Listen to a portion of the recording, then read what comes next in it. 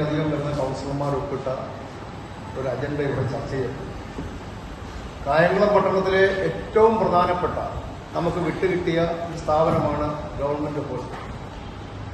ആ government hospital അതിന്റെ ശോചനീയാവസ്ഥ, ലക്ഷക്കണക്കിന് കോടിക്കണക്കിന് രൂപ മുടക്കി നഗരസഭ പല പദ്ധതികളും അവിടെ പ്രഖ്യാപിച്ചു, ഗവൺമെന്റ് അടക്കം.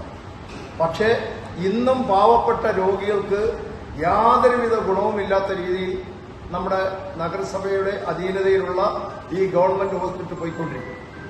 ഇതിനെതിരെ മാസങ്ങളായി കായംകുളം ഗവൺമെന്റ് ഹോസ്പിറ്റലിൽ ഉണ്ടാകുന്ന വിഷയങ്ങൾ, ചെറുതും വലുതുമായ മുഴുവൻ വിഷയങ്ങൾക്കും വളരെ വ്യക്തമായ രേഖാമൂലം കായംകുളം നഗരസഭ ചെയർപേഴ്സൺ ഞങ്ങൾ എഴുതി കൊടുത്തിട്ട് പോലും എന്നെങ്കിലും ഒരു അജണ്ട വെച്ച് അത് ചർച്ച ചെയ്യുവാൻ ഈ നഗരസഭ ഭരണ നേതൃത്വം ഇതുവരെ കഴിഞ്ഞിട്ടില്ല. അതുകൊണ്ട് തന്നെയാണ് ചട്ടം റൂൾ 7 അനുസരിച്ച് ഞങ്ങൾക്ക് ഇങ്ങനെ ഒരു കൌൺസിൽ യോഗം വിളിക്കേണ്ടി വന്നു. കായംകുളം പട്ടണത്തിലെ 44 കൌൺസിലർമാർ എല്ലാ മേഖലയിൽ നിന്നും ഇവിടുന്ന് വരുന്നുണ്ട്. എന്റെ വാർഡിൽ തന്നെ തീരദേശ മേഖലയാണ്. കയർ തൊഴിലാളികളും അതുപോലെ മത്സ്യത്തൊഴിലാളികളും തിങ്ങിപ്പാർക്കുന്ന മേഖലയിൽ നിന്ന് വരുന്ന പാവപ്പെട്ടവരുടെ ഏക ആശ്രയം ഈ ആതുരാലയമാണ്. ഈ ആതുരാലയത്തിൽ നമ്മുടെ രാത്രി ആയിരക്കണക്കിന് രോഗികളാണ് വരുന്നത്, ഒരു ഡോക്ടർ മാത്രമാണ്.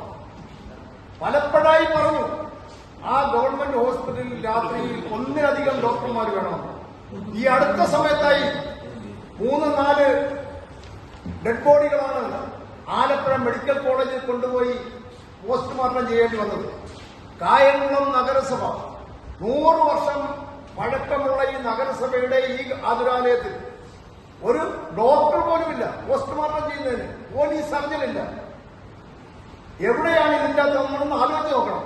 കായംകുളം നഗരസഭയിൽ കഴിഞ്ഞ 2-3 മാസത്തിന് മുമ്പ് 6ഓളം ഡെഡ് ബോഡികളാണ് പാവപ്പെട്ടവരുടെ ഇവിടുന്ന് ആംബുലൻസിൽ കയറി മെഡിക്കൽ കോളേജിൽ കൊണ്ടുപോയി 1-2 ദിവസം കഴിഞ്ഞിട്ടാണ് ആ പാവപ്പെട്ട വീട്ടുകാരുടെ, അവരുടെ ഏറ്റവും പ്രിയപ്പെട്ടവരുടെ മരണം, ആ ഡെഡ് ബോഡി വിട്ടിരിക്കുന്നത്.